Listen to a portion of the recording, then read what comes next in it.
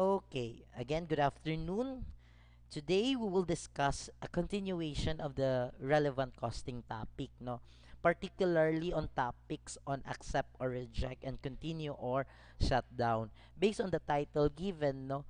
Accept or reject and continue or shut down. Meaning, no, there are still two different alternatives on the decision that we are going to make, no?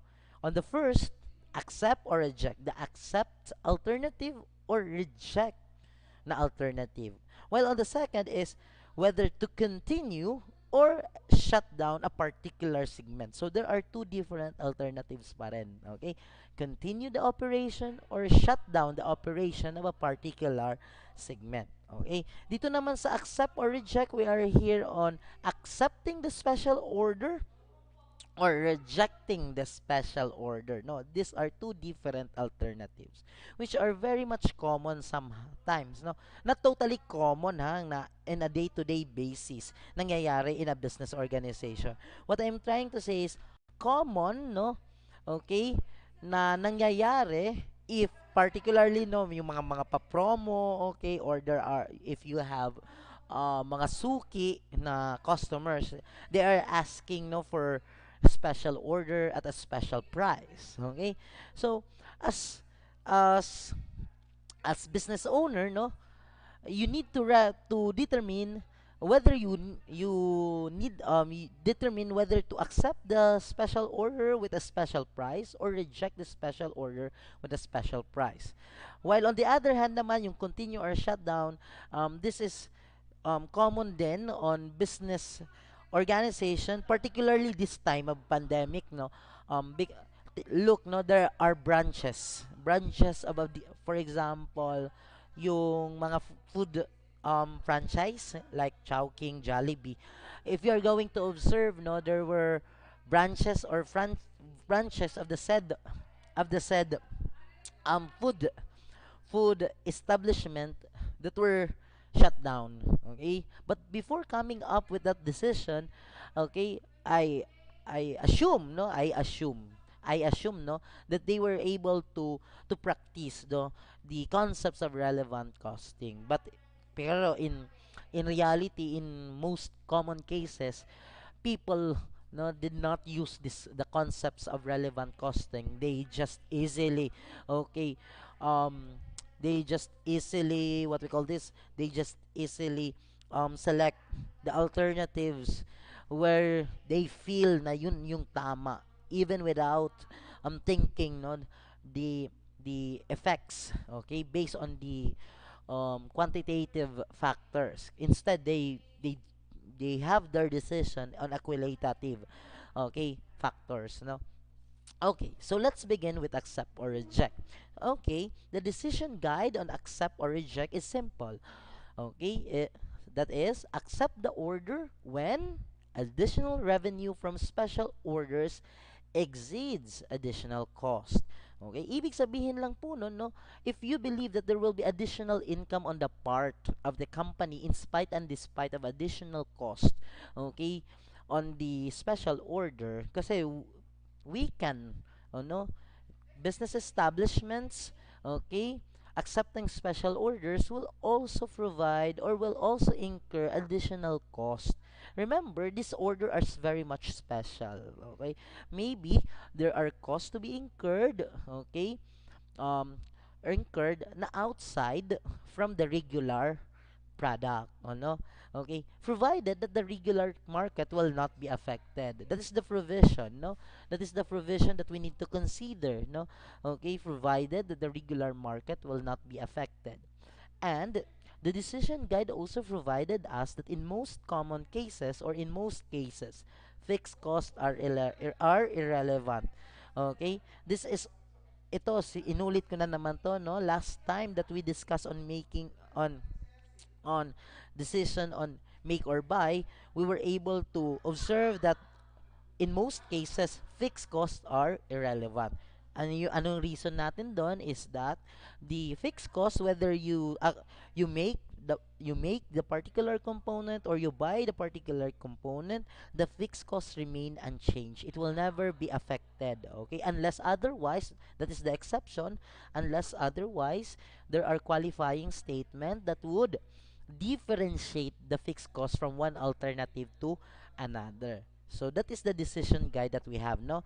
Again, to accept the order when there is an additional revenue or income or profit, okay, from the special order. Okay? And take note, okay, hindi lang po additional revenue, instead, that additional revenue will exceed to the additional cost incurred. Okay? Additional cost incurred. Okay? So that is our decision guide. So to apply, no, those guides, I prepared two different problems, okay, on accept or reject. Let us begin with the first problem, no? Okay, Alex is a manufacturer of electronic switches. One of their products, the sensory switch, is used as a component of most electrical appliances. Sensory switches has the following financial data per unit. We have the selling price of that product for 180, product that is being manufactured, no, by the certain company, and then we have the variable cost on that particular sensory switches of materials amounting to 24 pesos per unit, labor for 18 pesos per unit, and factory overhead at variable for 15 pesos per unit, and shipping and handling cost at 3 pesos per unit, variable cost po yun. And then we have also fixed cost amounting to 36 pesos for fixed factory overhead and 14 pesos per unit for selling and administrative cost. During the month, Alex has received a special one-time order of 1,500 units of sensory switch. Okay. So the Alex company has received, no, a special order, okay, from a particular client or customer, and that order is a one-time order for 1,500 units of sensory switch. So what are our requirements on this particular problem? We have three requirements provided in this problem, no? First, assuming the company has excess capacity that is enough to produce this special order, okay, without affecting sales to regular customers, and the company wants to improve, okay, its profitability. The price that is acceptable for this special one-time order is in the excess of, or we are asked now what would be the acceptable price of this special order, assuming that the company has excess capacity. Ano po ba ang sinasabing excess capacity? Okay, excess capacity. This refers to this refers to na meron pang from the total capacity that we have, no, from the total capacity that the company have, it means that, okay, it means that the company, ano, hindi naubos niyang naibenta, or it was the company wasn't able to produce the limit of producing the particular product. For example, no, if there were if the total capacity of the company, okay, is 10,000, the company was able to produce only at around 8,000. So there is a capacity pa remaining of 2,000. So when the special order came in, no, okay, the company can able pa to produce for a round of 2,000 kasi hindi pa naman sila sagad. So the question now is, okay, what would be the acceptable price or the minimum price of the special order, assuming the company has a excess capacity? Okay, take note of this, no? Take note of this. This is very much theoretical lang na tanong. And this is very important as well on actual board exam kasi this type of question does not require any computation, a complicated question. All you need to do is to determine what would be the acceptable price or the minimum price if there is an excess capacity, okay, of the company on the special order being, being um being asked from the manufacturer. Okay. The rule says no, when there is excess capacity, take note, when there is excess capacity, the minimum price is equal. Okay, again, if this will be our answer, no, if there is excess capacity, okay, okay,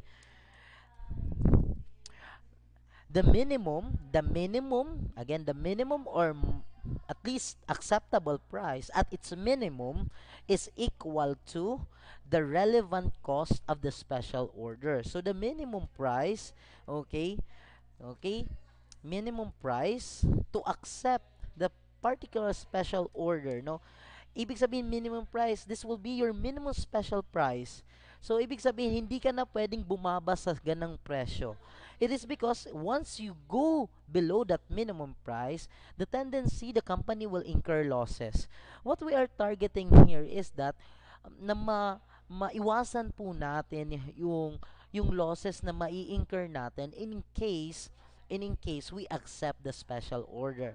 Considering there is an excess capacity, meron pang capability the company to produce the 1,500 units asked by the client, okay, the minimum price is equal to the relevant cost, okay, relevant cost of the special order.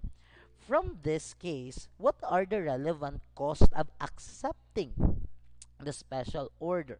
Okay, remember, all and most, all, if not, no, if not most, no, or most if not all, okay, fixed costs are considered irrelevant. So the fixed cost here per unit, which is the fixed factory overhead and the selling and administrative cost, will be disregarded because these are irrelevant costs. So what would be the minimum price or the relevant cost of the special order? Obviously, this will focus on the variable costs only. So from the problem, the minimum price would be adding 24 plus 18, 15, and 3. That would be our minimum price. No? That would be our minimum price. Ibig sabihin ng minimum price, not yet the selling price. Kasi you can go beyond the minimum price. What I am trying to say on this problem is that we just determine the price wherein we can able to say na hindi na tayo lugi. If not lugi, if not an income, I mean, at least at break even. At least at break even. So the minimum price, if there is an excess capacity, would be the relevant cost of special order. So the relevant cost of the special order in this case are all variable costs, okay, in producing the product. Remember, we have materials amounting to, okay, materials, okay, amounting to how much? Again, let's go back with the problem. Materials amounting to 24, labor amounting to 18, materials amounting to 24, labor amounting to 18, and we have the variable fixed factory overhead of how much? The variable fixed factory overhead is 15, and the shipping and handling cost, shipping and handling cost, okay, that is 15, tama, and then we have 3, shipping and handling cost, shipping and handling cost of 3. So the minimum, I quote ha, minimum, no, the minimum price to accept the special order. So ibig sabihin, inuulit ko, no, you don't need to go less than the minimum price, kasi if you go less than the minimum price of accepting the special order, the company will incur losses from that.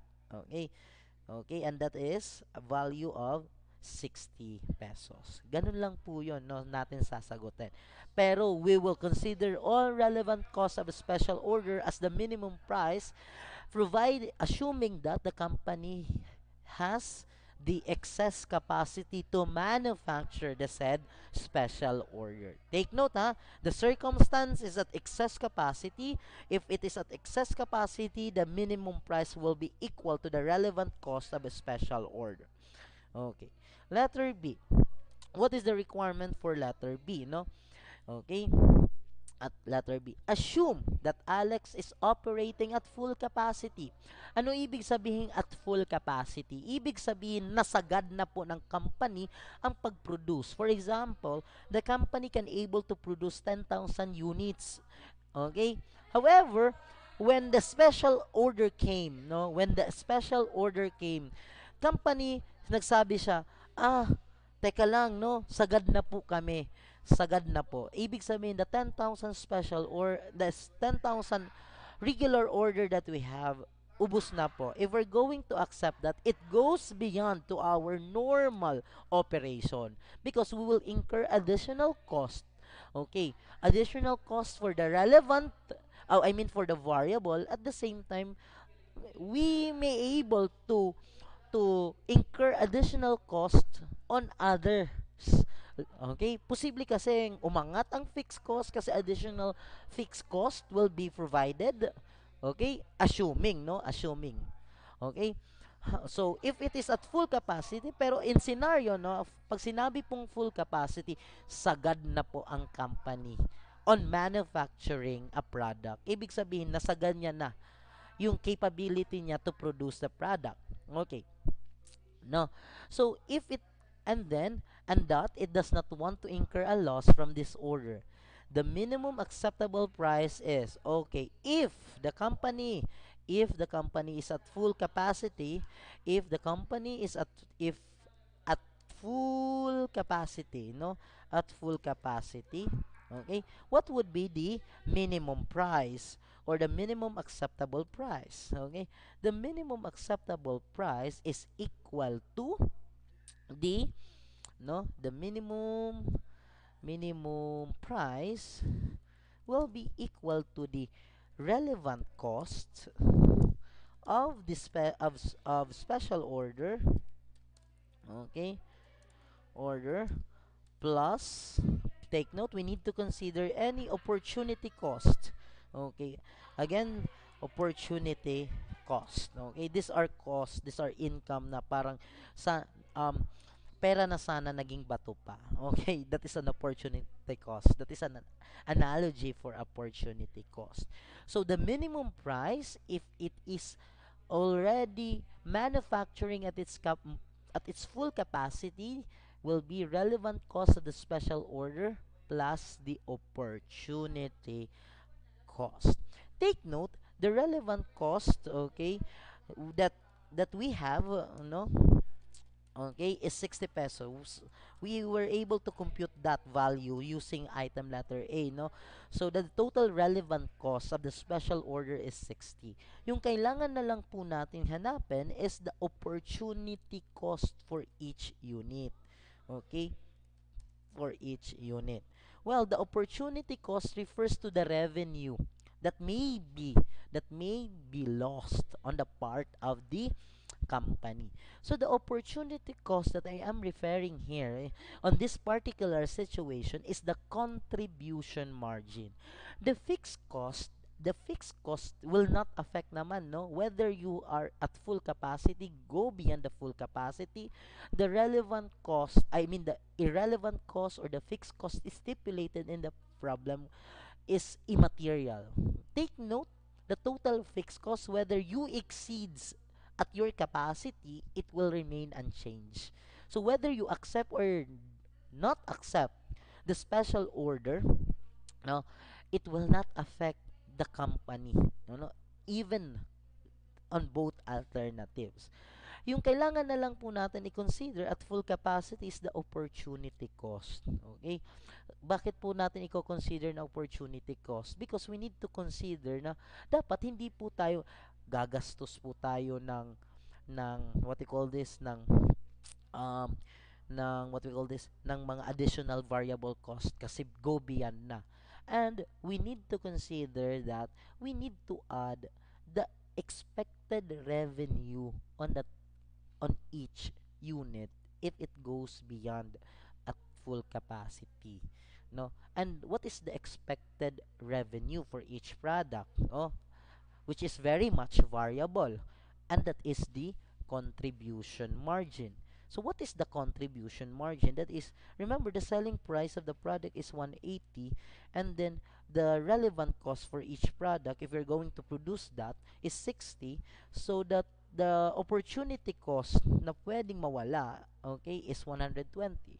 So the minimum price would be 60 plus 120. So the minimum price, if the assumption is at full capacity, is 180 or equivalent immediately at selling price. The selling price is the minimum price. Oh, no? In this case only, ha? In this case, no? Pero, the concept is that the minimum price, if at its full capacity, that is the relevant cost of the special order plus the opportunity cost. Okay? Again, minimum price, meaning you should not go less than the 180 pesos minimum price. Kasi if you go less than the 180 minimum, okay, minimum, meaning, okay, magkakaroon na po tayo ng losses. Okay? Yun po ibig sabihin nun. Okay, how about the third requirement, no? Uh, okay. Assume the excess capacity available for the special order is only 1,000. Ayun naman, no? Yung kanina kasi is that the excess capacity na sinasabi ko sa letter A, kaya niya i-accommodate yung buong 1,500. On letter B, okay, hindi niya na kayang i-accommodate yung 1,500 kasi sagad na. Dito naman sa letter C, okay, merong excess capacity pero it cannot able to accommodate all. Oo. Assuming, no, again, let us give a scenario on this case. Kung 10,000 yung capacity ng company to manufacture the product, meaning 9,000 na yung na-produce, 1,000 na lang ang capability ng company to produce. However, there is a customer asking for a special order. Yung special order is 1,500. From the normal capacity of 10,000, 1,000 na lang yung kaya niyang gawin. Kaya niyang gawan, no? Kaya niyang gawin or i-produce. Kaso, yung inihingi niyang special order is 1,500. So, may 500 na kulang. Okay? So, how are we going to determine the minimum price? Okay?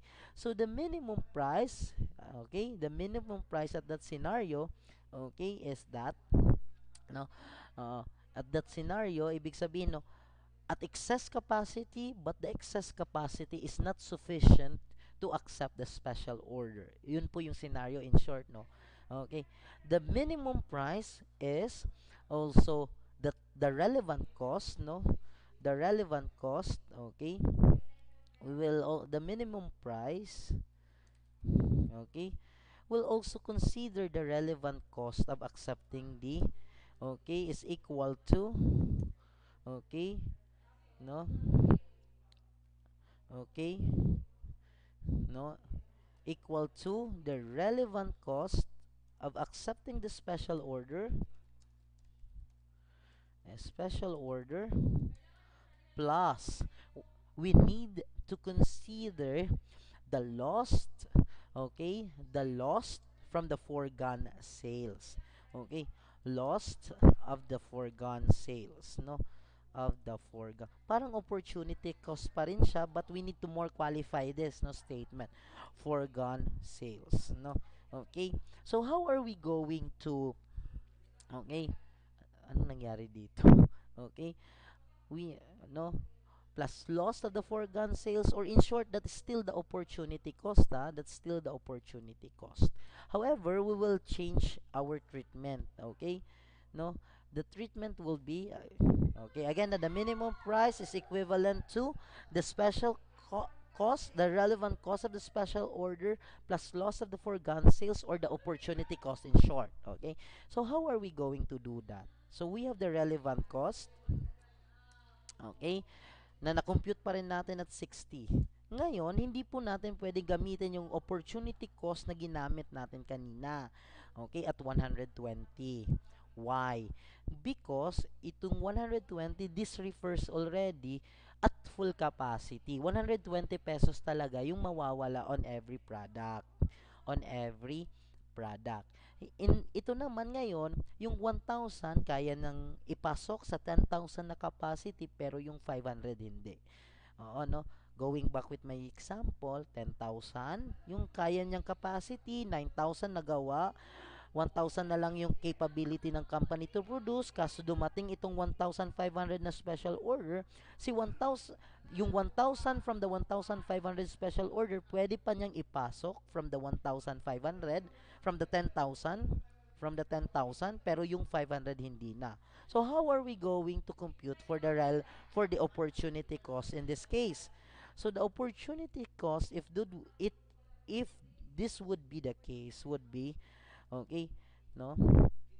Take note the opportunity cost assuming at full capacity is 120. Multiply it to the number of units that cannot be accommodated anymore. Okay, anymore because it already exceeds or within the limit na. Take note the number of units that cannot be accommodated no by the normal capacity is 500 kasi yung 1,000 kaya pa niyang kainin kasi 9,000 nga yung nagawa na, dumating itong si 1,500, si 1,000 kaya pang i-accommodate. So, naging 10,000 na. Pero si 500, hindi na kayang i-accommodate.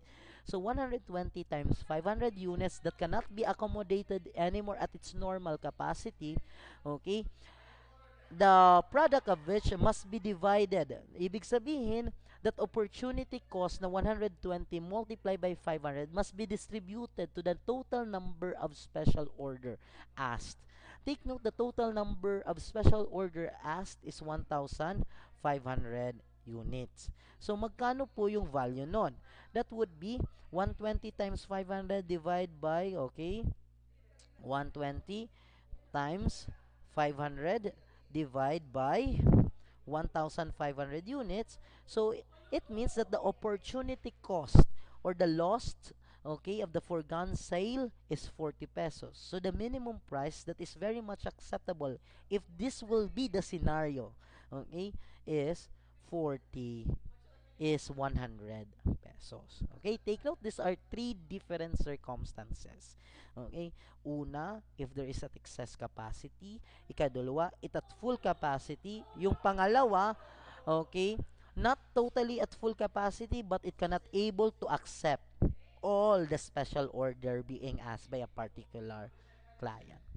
Okay, naintindihan po natin, guys? Guys? Ga- okay, thank you, no? Okay, let us proceed to the next problem. Still at accept or reject, no? Okay, kanina yung topic ko is determining muna the acceptable minimum price. Kasi tinatanong to naman sa actual board exam. Ngayon naman, we are going to determine, no? Kasi the question is, assuming that the regular and special market can be distinguished, the company should, tinatanong dito is, should we accept or reject the special order? Yun lang naman po ang tanong dyan, no?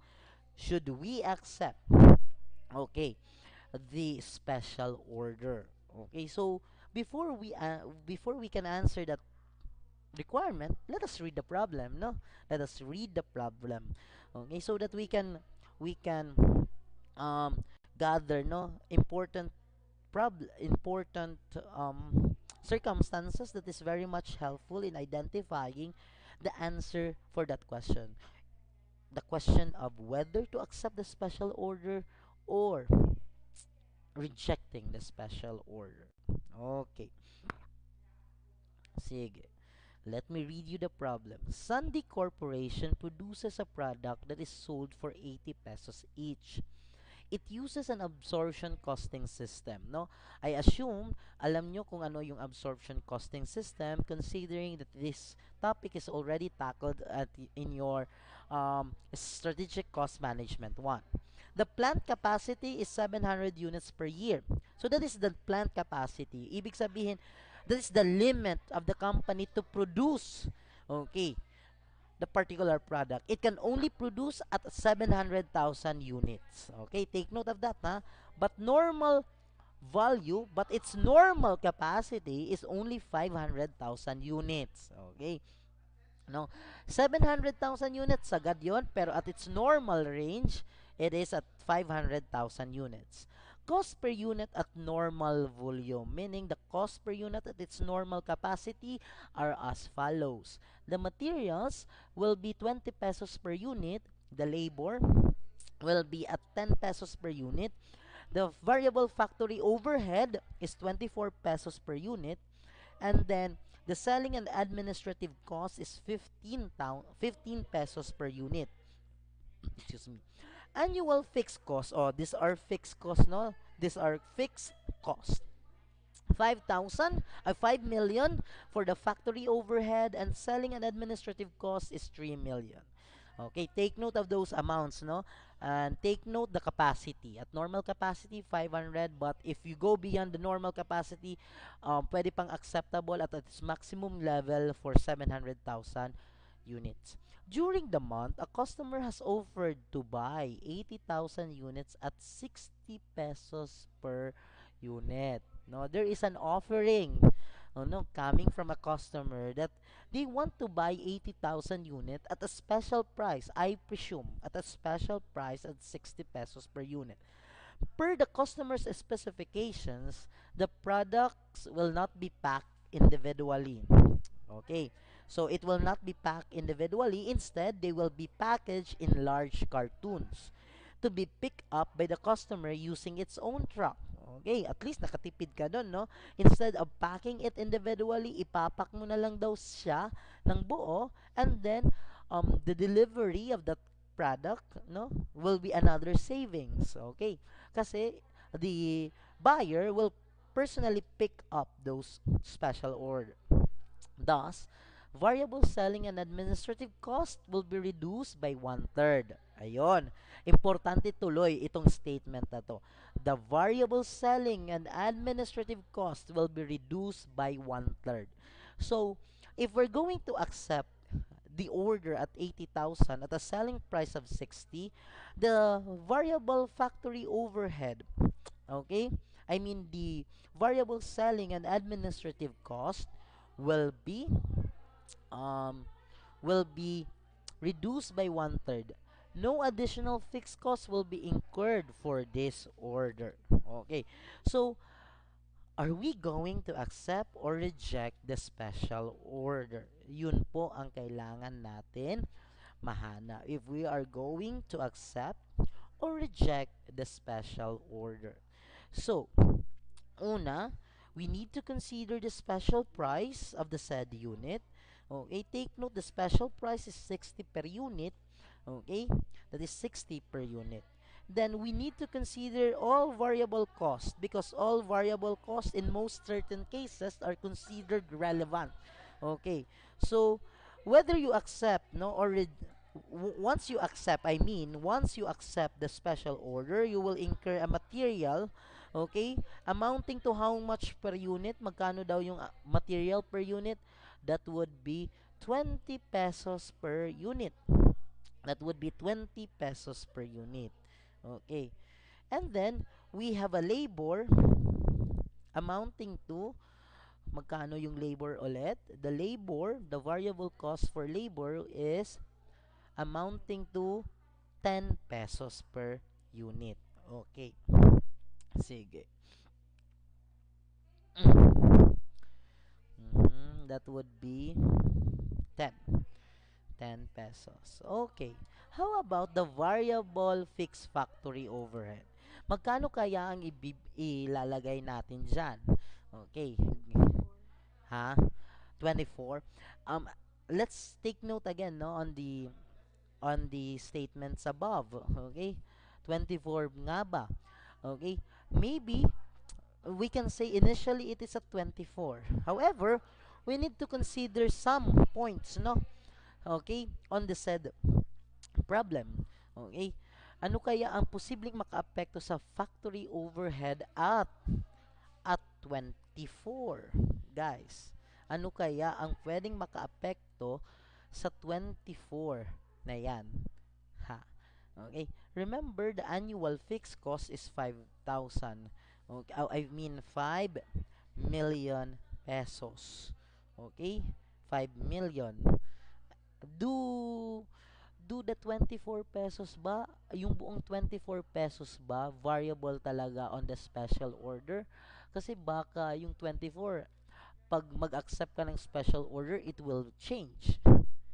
That is our question. And that is are we going to analyze here right now. Okay. Whether 24 pa rin ang gagamitin natin. Okay. If that is 24, okay, that is 24, oh no, the variable factory over 24, ano kaya ang pwedeng gawin natin dito sa 24 na to? Okay? Kasi if I'm going to observe no certain um problem, no? Okay? Certain certain circumstances on the problem, parang wala naman pong makakaapekto, 'di ba? Parang wala namang makakaapekto on the on the on the what? On the factory overhead. Tama ba? Tama po ba tayo doon? Guys? Ha? Wala. Wala talaga. Are you sure? Mhm. Okay. Wala talaga, no? Okay. Sige. Kung wala, okay. Pero isahin ko muna ha. Iisa-isahin ko. Okay. Sunday Corporation produce a product that is sold for 80 pesos each. Okay. It uses an absorption costing system. Take note, may absorption costing system tayo, no? Okay. An absorption costing of system. And then the plant capacity is 700,000 units per year, but the normal value is only 500 units. Cost per unit at normal volume are as follows. So if we're going to multiply 24 times 500,000 units, magkano kaya yung total factory overhead? Guys, the normal factory overhead. Magkano kaya yung normal factory overhead natin? Guys, hmm? The normal factory overhead. Hello? What would be our normal factory overhead? 24 times 500,000, that is how much? That would be 12 million, no? 12 million. That would be the total factory overhead. Okay? However, no? Okay? Mhm. That from the 12 million, magkano lang kaya yung variable dyan? Magkano kaya yung variable dyan? Okay, hindi naman po sinabi sa problem that the 20, 10, 24 and 15 refers to the variable. Hindi po sinabi po ba sa problem na yung 24 pesos diyan refers to the variable? Tingnan, please analyze. Please analyze, guys. Ha. Please analyze po. Please analyze po tayo. Guys, sinabi po ba sa problem na yung 24 pesos factory overhead refers to variable factory overhead? Did? Ha? Oh, hindi, di ba? Hindi. Okay? So, sa tingin nyo, yung 24, ano yan? Ha? Ano kaya yan? Ano kaya iyang 24? Obviously, the 24 pesos per unit at the factory overhead is a combination of fixed and variable. Take note, a factory overhead can be a mixed cost. Do you remember that? That concept? That the factory overhead I mean, can be a mixed cost. Remember, we are only getting the variable factory overhead. Did the problem provided that the 24 pesos per unit is a variable cost? No. Unlike on the material and labor, alam po natin agad yon that is a variable. Doon po yung trick sa problem. Naiintindihan? Naiintindihan po ba ako? So it means that the variable factory overhead is not 24.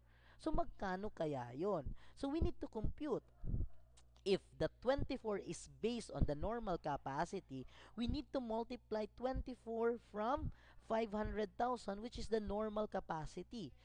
So that tantamounts to how much? Okay? It tantamounts to magkano kaya yon? That is 12 million. Tama ba? Na-compute nyo po ba yung 24 multiplied by 500,000? The total factory overhead is 12 million. Na-compute po ba natin yon using your calculator? Yes.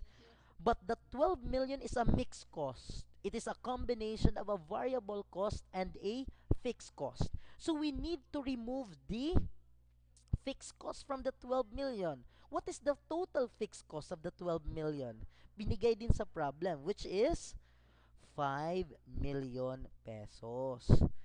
Diba? That is 5 million pesos. Okay?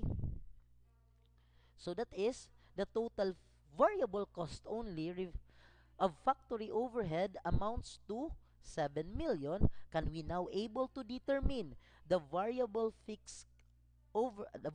factory overhead cost per unit? Yes or no? Yes or no? Yes. And then we divide it at its normal capacity of 500,000. The variable factory overhead per unit would be 14 pesos lang. Hindi po yung 24. O, 'di ba? Merong nakatagong angking talino itong problem na to. Okay? Oh, tricky ba? Tricky po ba yung problem na ibigay? Yes, very tricky. Yes. So we need to read again, no? So that we cannot overanalyze it, no?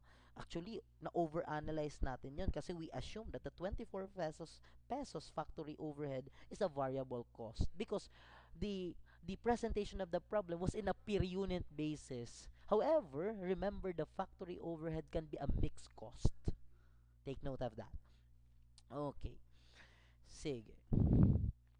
Okay.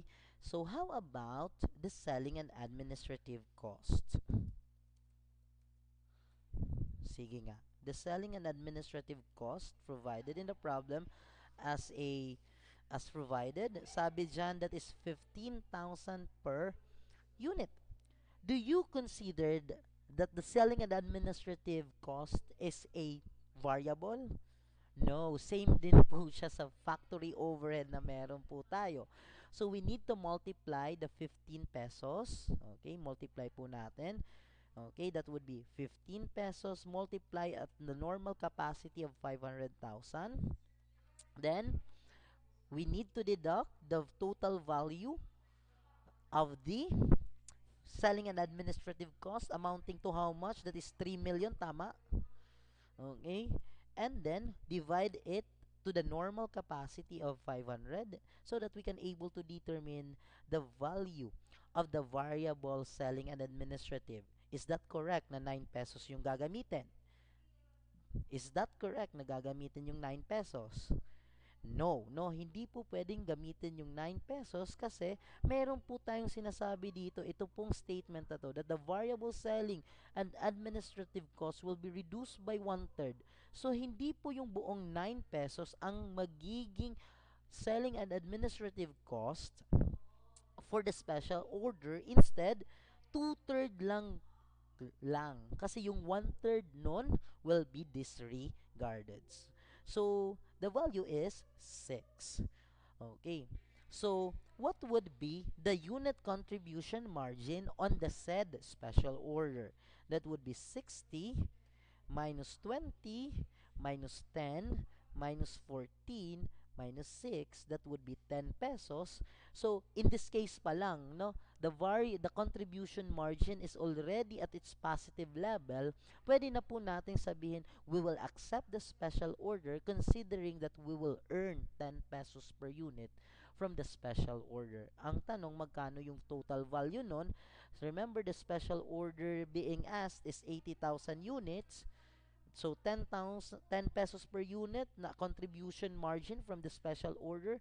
The total value of incremental income from the special order is 800,000 pesos. So the answer is that we need to accept the special order considering that there will be an incremental revenue on the part of the company if they will accept the special order, and the incremental or the increase in revenue is 800,000 pesos.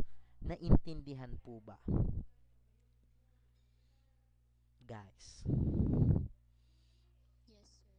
Did I present it clearly? Yes, sir. Okay, sige. Mhm. Next, continue or shut down. Okay, continue or shut down, no? Ito naman, again, inuulit ko, this would be the third, no, circumstance that we will use the relevant costing method or principles.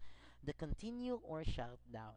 Yung tanong kasi dito, are we going to continue a particular segment or to shut down the particular segment? To answer that question, our decision guideline is this: continue if avoidable revenue of the segment involved is greater than its avoidable cost. Ibig sabihin, kung kung if we're going to continue the particular segment that we believe that we are incurring losses, no, we believe that we incur losses, no, will earn revenue based on our relevant cost analysis. O, yon. Take note yung statement ko ha. Continue the segment if what we believe na pwede nating i-shut down will earn a revenue after having our relevant cost analysis. Ibig pong sabihin, after having the relevant cost analysis, nung nakita po natin yung analysis natin, after believing that it must be shut down kasi nag incur losses, pero nung tiningnan mo yung relevant cost analysis natin, ay hindi pala kami malulugi. Instead, mas kikita kami. Yun po yung ibig sabihin ko doon, no? Okay? If that would be the scenario, continue the segment. Otherwise, consider shutting down the segment. Okay? No, the relevant cost analysis will just verify your belief whether you are incurring losses on that segment or not. Okay? Since allocated fixed cost is usually unavoidable, take note, allocated fixed cost is usually unavoidable, it is considered irrelevant. Okay, so let us apply those concepts, no? Okay, on the particular problem that I prepared to you. Okay, the problem reads na Nukup company uh, operated, okay, operated two stores in Luzon, one in Manila and another in Quezon City. The operating results for October 2020, which are representatives of all months, are considered as follows. Okay, those are the considered, no, revenues of the as of 2020, which represents the all months of the year. Okay, sales 400, then we have 600 for Quezon City. We have the variable cost of 160 and 420. And then we have direct fixed cost of 100 and 200. And indirect fixed cost of what we call this 20 and 30. Okay, no? Excuse me. Okay. 30% of each store's direct fixed cost cannot be eliminated even if either store is closed. Okay?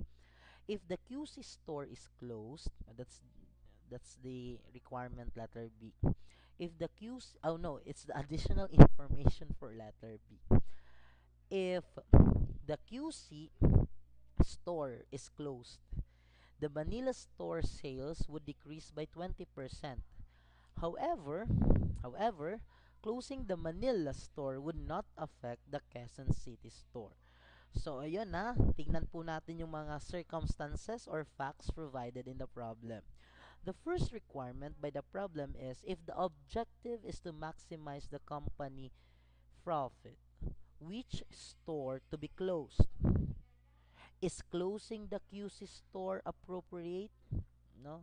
Yes or no yung tanong. Then we will provide the reason why yes and why not. Okay? So how are we going to answer for requirement letter A? No. How are we going to answer the requirement letter A? Okay? Take note, no? This is the rule. If that is the question, no?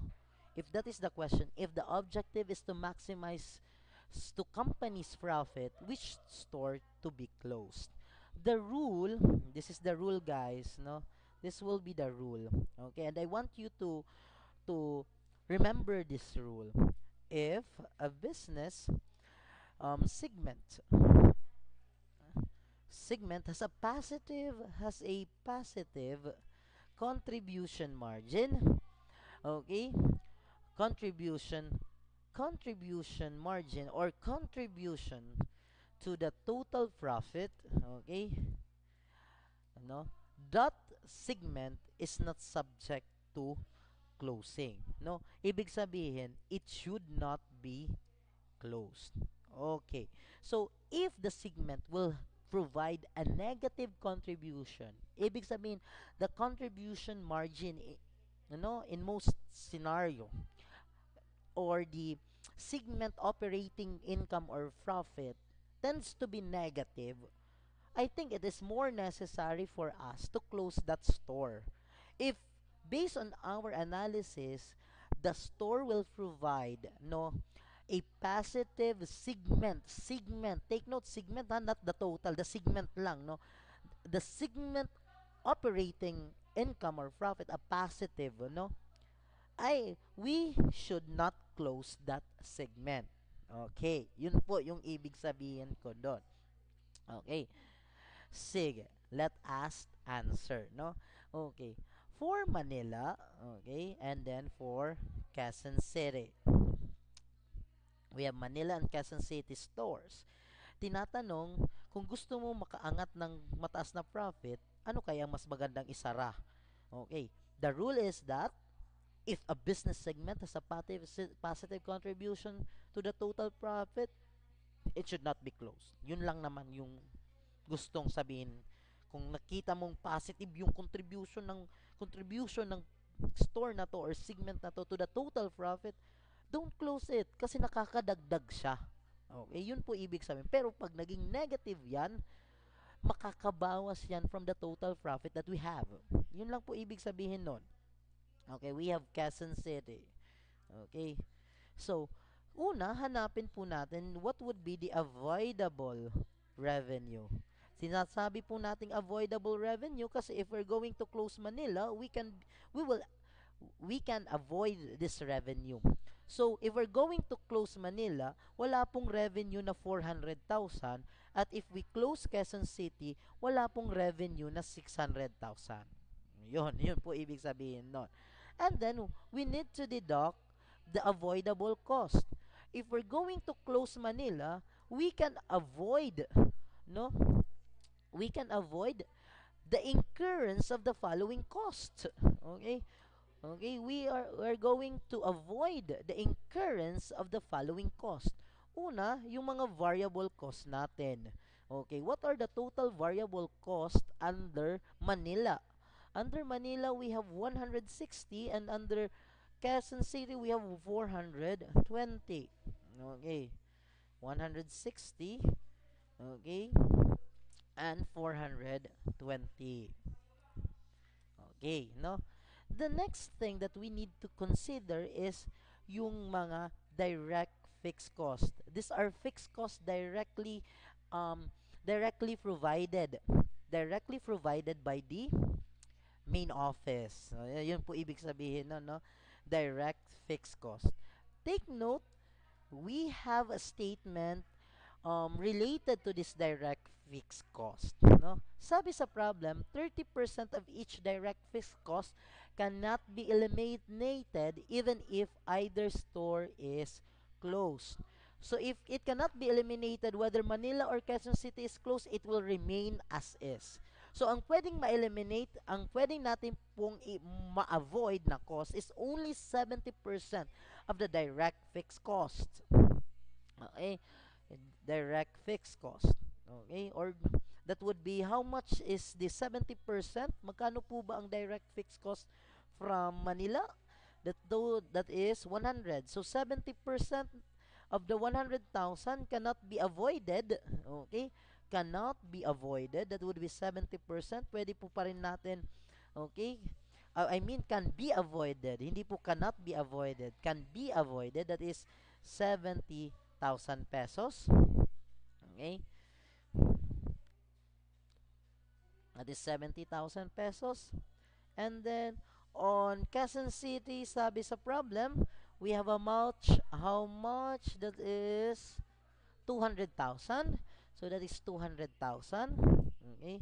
That is 200,000 multiplied by 70% kasi it can be avoided if we are going to close the said segment or branch. Okay. So what would be the what would be the contribution margin or the contribution to the total profit. Okay.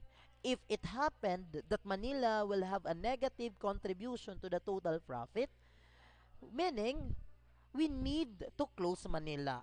If it happened that Quezon City will have a negative contribution to the total profit, it means that we need to close Quezon City. Okay. So from this case, 400 minus 160 minus 70, we have 170,000 pesos. That is positive. So meaning the Manila segment cannot be closed. For Quezon City naman, we have 600 minus 420 minus 140. We have a positive contribution to the total profit of 40,000. Therefore, if I'm going to answer letter A requirement, no store or segment is subject to closing. Okay? Because both segment provided both positive contribution to the total profit. Okay. Is closing the QC store appropriate? Assuming that no the the the company, no, assuming that the company is very eager to close, no, that is the objective of the problem. If the company is eager to close the QC store, the question now is that is it appropriate? Okay, is it appropriate? Okay, so let us answer letter B, no. Okay, no. Okay, take note the Quezon City contribution margin, contribution to total profit, we were able to compute that already on requirement letter A, which is QC contribution. Okay. Oh, we need to consider that because kasi titignan mo naman 40,000 ha, 40,000 kaya, no? 40,000 kaya ang kayang i-contribute ni Quezon City. From that, is it appropriate? From that pa lang, no? Pwede mong sabihin, hindi po appropriate kasi 40,000. However, we need to consider other facts of the case, no? Contribution to the total profit amounting to 40,000. Na-compute po natin 'yan, no? Okay. Ano pa kaya ang dapat natin i-consider in answering that question? Okay. Remember, if we're going to close, no? If we're going to close Quezon City, ano kaya ang pwede pang income, okay, na mangyayari on the part of the company if we're going to close the said segment? Okay? Ano pa kaya ang pwedeng mangyari doon? Okay? Okay, ano pa kaya? Okay? Remember, okay, if if Quezon City is close. There is a tendency na sinasabi dito, no? If the QC store is closed, the Manila store sales would decrease by 20%. Okay. This is very much relevant. So, if pagbabawasan natin daw kung isara yung Quezon City store, meron po tayong decrease on contribution margin, okay, in Manila store. And that is equivalent to 20%.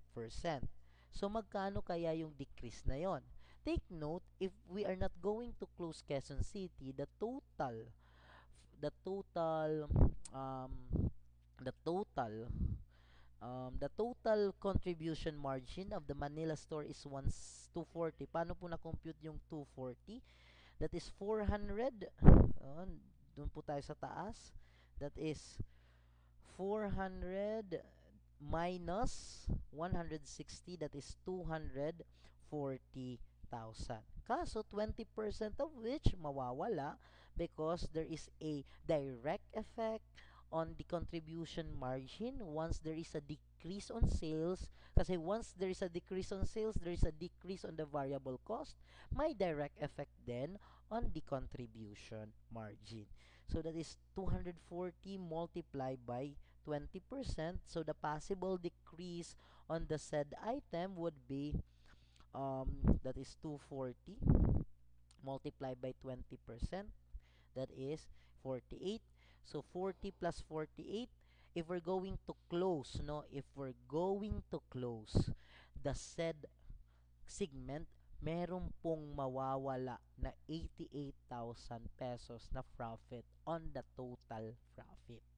So, is that appropriate? No. Because mawawalan ka pa ng 40,000 at the same time additional 20% from the contribution margin of of Manila segment, a total income of 88,000 will be eliminated from the total profit. So therefore, it is not appropriate to close the Quezon City segment. Okay. So yon. Did I make myself clear? Hello? Hello? Okay. Okay. That ends my discussion related to the second part of relevant costing. And our second part of relevant costing was pertaining to accept or reject and continue or shut